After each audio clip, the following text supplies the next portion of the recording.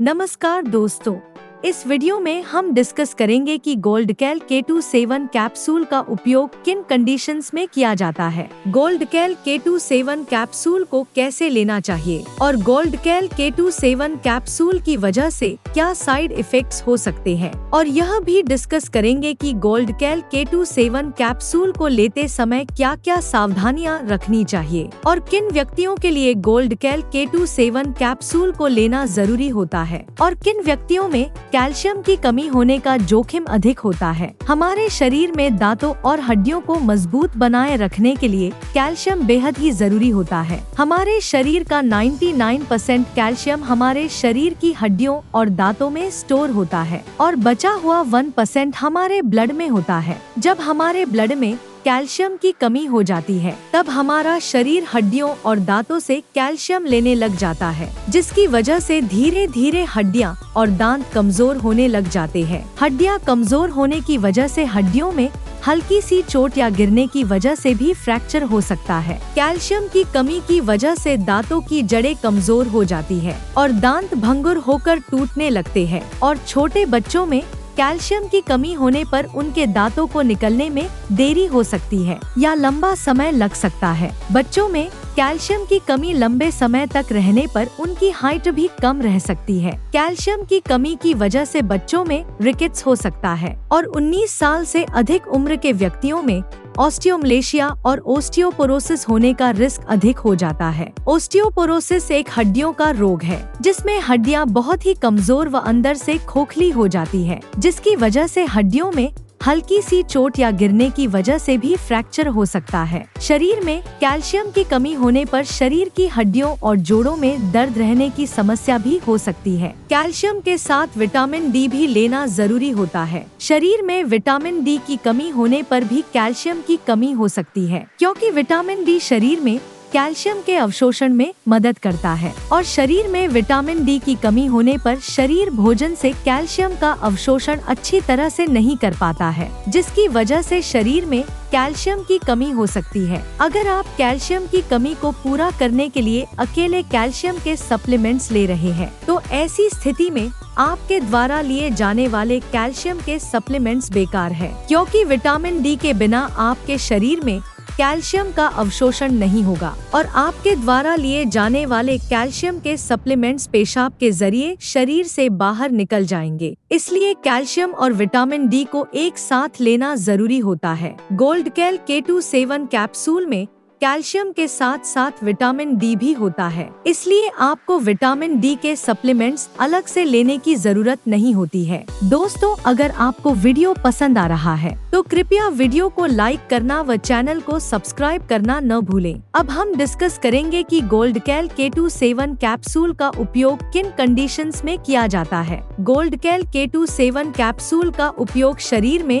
Calcium की कमी होने पर, हड्डियों में फ्रैक्चर होने पर, रूमेटॉइड अर्थराइटिस और ऑस्टियोआर्थराइटिस होने पर, शरीर के जोड़ों, हड्डियों व मांसपेशियों में दर्द होने पर, न्यूरोपैथिक दर्द होने पर यानी नसों का दर्द होने पर, डायबिटिक न्यूरोपैथी होने पर, गर्भवती महिलाओं और स्तनपान करा रही महिलाओं के लिए ऑस्टियोपोरोसिस होने पर, ऑस्टियोमलेशिया या रिकेट्स होने पर, शरीर में न्यूट्रिशन की कमी होने पर, शरीर में दांतों, जोड़ों और हड्डियों को स्वस्थ बनाए रखने के लिए, और जो व्यक्ति मिर्गी या दौरों की दवाइयाँ ले रहे हैं जैसे फेनोबार्बिटल फेनिटोइन, उन व्यक्तियों को भी डॉक्टर गोल्डकैल K27 कैप्सूल को लेने की सलाह दे सकता है। अब हम डिस्कस करेंगे कि किन व्यक्तियों में कैल्शियम की कमी होने का जोखिम अधिक होता है और किन व्यक्तियों को गोल्डकैल K27 कैप्सूल को लेने की जरूरत पड़ सकती है। जो व्यक्ति शुद्ध शाकाहारी डाइट लेते हैं और दूध, दही जैसे डेयरी प्रोडक्ट्स का सेवन बहुत कम मात्रा में करते हैं, ऐसे व्यक्तियों में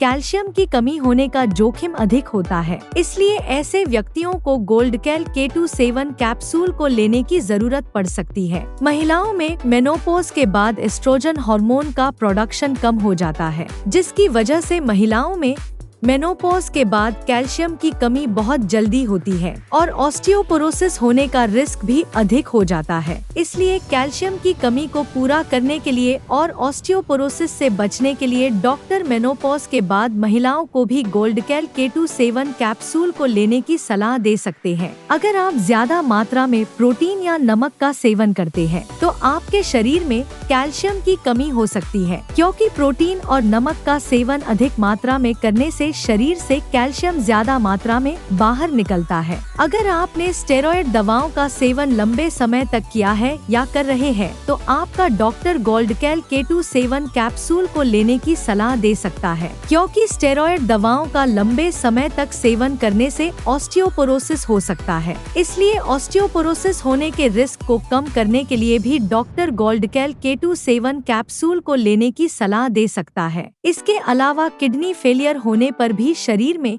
कैल्शियम की कमी बहुत जल्दी होती है। जिन व्यक्तियों को लैक्टोज इंटॉलरेंस की समस्या है उन व्यक्तियों में भी कैल्शियम की कमी हो सकती है। लैक्टोज इंटॉलरेंस की समस्या होने पर व्यक्ति दूध को अच्छी तरह से पचा नहीं पाता है, जिसकी वजह से भी शरीर में कैल्शियम की कमी हो सकती है। अगर किसी व्यक्ति को दूध को पीने के बाद पेट में दर्द, पेट में गैस, पेट में भारीपन, दस्त या स्टूल के अंदर फैट आती है तो ये लक्षण लैक्टोज इंटॉलरेंस के हो सकते हैं। अब हम डिस्कस करेंगे कि गोल्डकैल K27 कैप्सूल को कैसे लेना रिकमेंडेड होता है। गोल्डकैल K27 कैप्सूल को खाना खाने के बाद लेना रिकमेंडेड होता है। गोल्डकैल K27 कैप्सूल को आप हल्के गर्म दूध या हल्के गर्म पानी के साथ ले सकते हैं। आमतौर पर 18 साल से अधिक उम्र के ज्यादातर व्यक्तियों को डॉक्टर गोल्डकैल K27 कैप्सूल को दिन में एक ही बार लेने की सलाह देते हैं। गोल्डकैल K27 कैप्सूल की डोज उम्र, शरीर के वजन और बीमारी की गंभीरता के आधार पर कुछ व्यक्तियों में इससे अलग भी हो सकती है। इसलिए आपको गोल्डकैल K27 कैप्सूल को आपके डॉक्टर द्वारा बताई गई डोज में ही लेना चाहिए। गोल्डकैल K27 कैप्सूल को कितने समय तक लेना चाहिए, यह उम्र और बीमारी की गंभीरता के आधार पर सभी व्यक्तियों में अलग अलग हो सकता है। इसलिए गोल्डकैल K27 कैप्सूल को डॉक्टर की सलाह के बिना ज्यादा लंबे समय तक नहीं लेना चाहिए। दूध में कैल्शियम भरपूर मात्रा में पाया जाता है और दूध से बने उत्पाद जैसे पनीर और दही में भी कैल्शियम अधिक मात्रा में पाया जाता है। इसलिए अगर आप अपने शरीर की कैल्शियम की कमी को प्राकृतिक खाद्य पदार्थों से पूरा करना चाहते हैं तो आपको इनका सेवन पर्याप्त मात्रा में करना चाहिए। 1 लीटर दूध में लगभग 1300 mg कैल्शियम होता है। अगर कोई व्यक्ति या बच्चा प्रतिदिन 1 लीटर दूध को 2 भागों में बांटकर सुबह शाम पी लेता है तो उसमें कैल्शियम की कमी नहीं होती है। इसके अलावा मूंग दाल,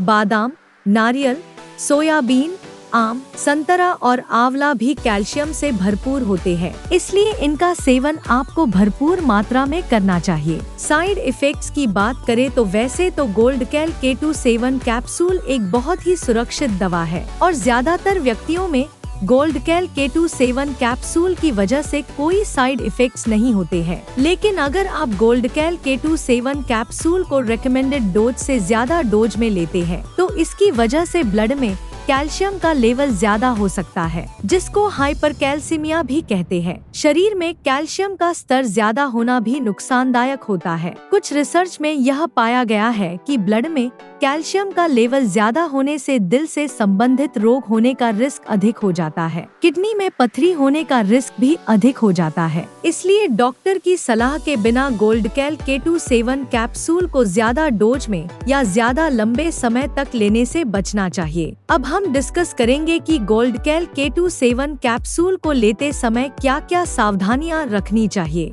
थायराइड की टैबलेट और गोल्डकैल K27 कैप्सूल को एक साथ नहीं लेना चाहिए, क्योंकि थायराइड की टैबलेट और गोल्डकैल K27 कैप्सूल को एक साथ लेने से थायराइड की टैबलेट का अवशोषण कम हो सकता है, जिसकी वजह से थायराइड की टैबलेट की प्रभावशीलता कम हो सकती है। अगर आप थायराइड की टैबलेट को लेते हैं तो आपको थायराइड की टैबलेट और गोल्ड कैल K27 कैप्सूल में 8 से लेकर 10 घंटे का गैप रखना चाहिए। किडनी की कोई समस्या होने पर और किडनी में पथरी होने पर गोल्ड कैल K27 कैप्सूल को डॉक्टर की सलाह के बिना नहीं लेना चाहिए। आपको गोल्ड कैल K27 कैप्सूल को लेते समय आयरन के सप्लीमेंट लेने से बचना चाहिए, क्योंकि कैल्शियम के साथ आयरन के सप्लीमेंट लेने से कैल्शियम शरीर में आयरन के अवशोषण को रोक सकता है। वीडियो को देखने के लिए आपका धन्यवाद। अगर आपको वीडियो पसंद आया तो प्लीज वीडियो को लाइक कर देना, चैनल को सब्सक्राइब कर लेना